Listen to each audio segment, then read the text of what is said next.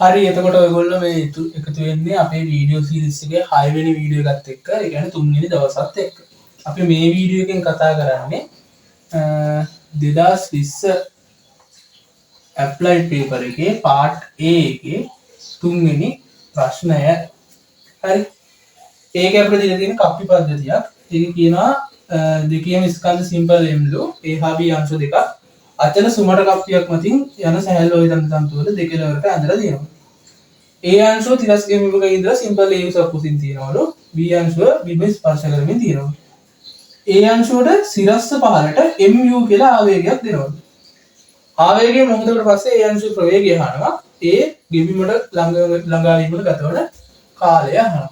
එතකොට මේක ඇවිල්ලා ආවේගී ආතති සම්බන්ධ ගාන කප්පිත් එක්ක එකතු කරලා ඇවිල්ලා තියෙනවා. හරි.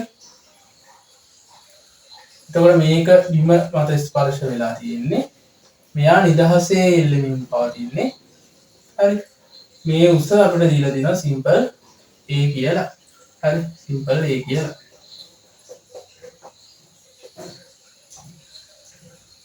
හරි.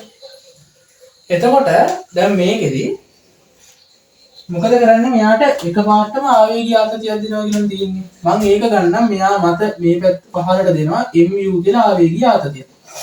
හරි. එතකොට මොකද වෙන්නේ මෙයා ආවේගයක් කියලා කියන්නේ මොකද? ශ්‍රණිකව ඇතිවන බලයක්. ශ්‍රණිකව ඇතිවන බලය. එතකොට ගැස්මක් වගේ දෙයක් තමයි.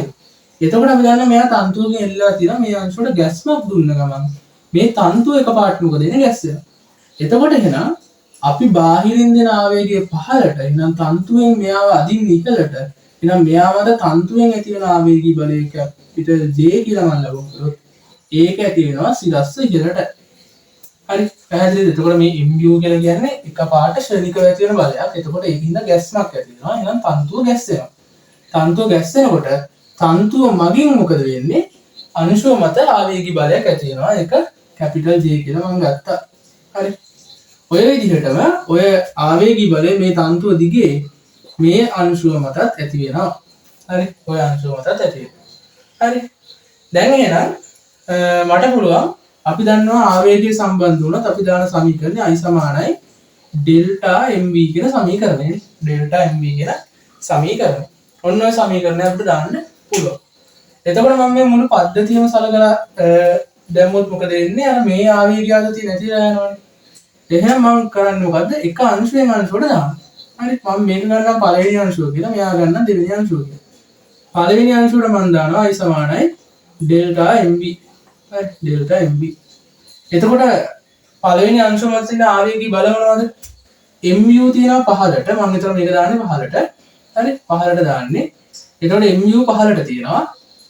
එතකොට J කියන ආවේගය තියෙනවා ඉහළට. එතකොට ඕක සමාන වෙනවා එහෙනම් අපි දන්නවා මෙයා චලිතය ඒ කියන්නේ මේ ආවේගය ඇතිවන මොහොතේ ආරම්භක ප්‍රවේගය කොච්චරයිද? 0යි නේ. ඊට පස්සේ මොකද වෙලා තියෙන්නේ? ආවේගය දුන්න ගම ක්‍රමයෙන් ටිකක් පහළට එන්න පටන් ගන්නවා. එතකොට අවසාන ප්‍රවේගය මම ගන්නම් v කියලා. එහෙනම් මට ලියන්න පුළුවන් අවසාන ප්‍රවේගය v දාලා mv. ඍණ ආරම්භක ප්‍රවේගය 0යි. හරි. එතකොට ආයෙ මේක දාපු විදිය බලන්න.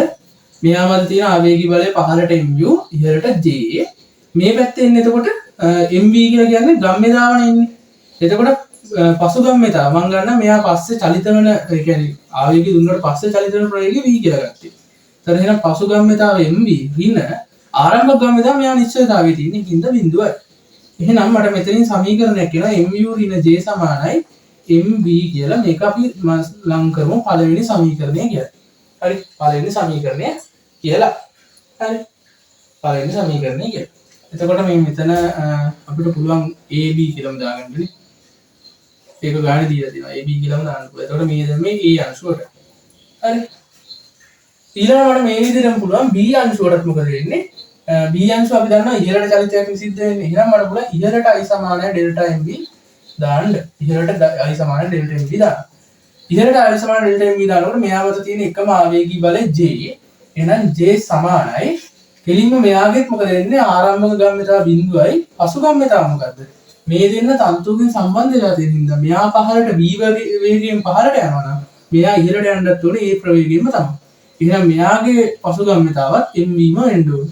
පැහැදිලිද කියන එක. දෙන්න තන්තුවේ සම්බන්ධ වෙලා තියෙන්නේ. මෙයා පහළට mv ප්‍රවේගයක v ප්‍රවේගයකින් මෙයා පහළට යනවා නම් මෙයා e ප්‍රවේගයකින් ඉහළට තමයි යන්න ඕනේ. එහෙනම් මෙතනත් පසුගම්‍යතාව mv ඍණ පෙරගම්‍යතාව බිඳුව. එහෙනම් j සමානයි mv කියලා මෙතනින් අපිට දෙවෙනි සමීකරණය ගන්න පුළුවන්. 1 2 සම්බන්ධ කරා නම් අපිට පුළුවන් v හොයාගන්න. v කියන්නේ එතකොට a ගේ ගැටුමට අර ආවේගයේ දීපට පසු මොහොතකට පසු ප්‍රවේගය. හරි. එහෙනම් 1 2 සම්බන්ධ කරා නම් mu ඍණ j වෙනුවට දාන්න පුළුවන් mv සමානයි mv කියලා එනවා. එහෙනම් 2 mv සමානයි mu v සමානයි u බෙදීම 2. හරි. එතකොට එහෙනම් ආවේගය ලබා දීමෙන්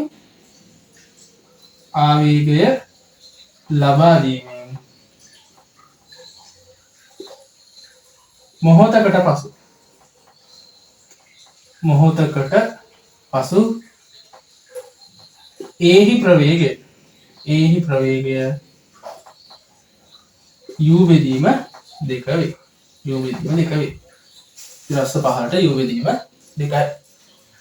ඊළඟට අපෙන් අහනවා මෙයා ගෙබීමට ළඟා වීමට ගත වන කාලය. හරි. එතකොට අපි දන්නවා මේක මත ත්වරණයක් තියෙනවද? මේ අංශුව මත ත්වරණයක් නැහැ නේ. මොකද මෙයා බලයක් යදුවා කෙලින්ම ඒ කියන්නේ බලයක් කියන්නේ මෙයා ආවේගී බලයක් නේද? ආවේගී බලයක් යදුවා. එතකොට ගම්‍යතාව වෙනසක් විතරයි තියෙන්නේ. අර මෙයා මත ත්වරණයක් නැහැ. හරි. එතකොට මෙයා මත ත්වරණයක් නැහැ. කෙලින්ම අපිට පුළුවන් කැපිටල් A අංශුවට සිරස්ස පහළට s සමානයි ut දාන්න. s සමානයි ut දැම්මම යන දුර සිම්පල් A යන ප්‍රවේගය මේක. යන ප්‍රවේගය u බෙදීම 2 ප්‍රවේගයෙන් යන්නේ. අවසන් ප්‍රවේගය ඒක. එතකොට ගතවන කාලය සිම්පල් t. එහෙනම් t සමානයි 2a යට u කියලා අපිට ගන්න පුළුවන්. එහෙනම් ගෙබීමට යාම සහ ගෙබීමට ළඟා වීමට ගතවන කාලය 2a යට u. හරි. මේ පද්ධතියම තොරණයක් නැහැ. හරි. ඒක තමයි අපිට දෙන්න ගන්න තියෙන දේ. ඒ කියන්නේ මේකේ කොහෙවත් බාහිර වල නැහැ. බාහිර වල නැහැ කියලා කියන්නේ තොරණයක් නැහැ කියන එක. හරි. තොරණයක් නැහැ කියන එක. එහෙනම් 2යට u. එතකොට ඒක ගොඩක් සරල ගානක්. හරි. ගොඩක්ම සරල ගානක්. අර මේ i සමාන ඩෙල්ටා mv දානකොට පොඩ්ඩක් අර ආවේගීය ආතතිය ගැන ටිකක් හිතන්න ඕනේ. ඒ කියන්නේ ගැස්මක් ඇති වුණා අනිවාර්යෙන් තන්තුව මගින් බලයක් තියෙනවා. එතන ආවේගී බලය. ඒක ගැන හිතන්න ඕනේ. ඒ අරෙන්න දෙයක් නැහැ. නිකන් සුළු කිරීමක් විතරයි තියෙන්නේ. හරි. එහෙනම් මේ ගාන මෙතනින් ඉවරයි. අපි ඊළඟ වීඩියෝ එකෙන් හම්බෙමු.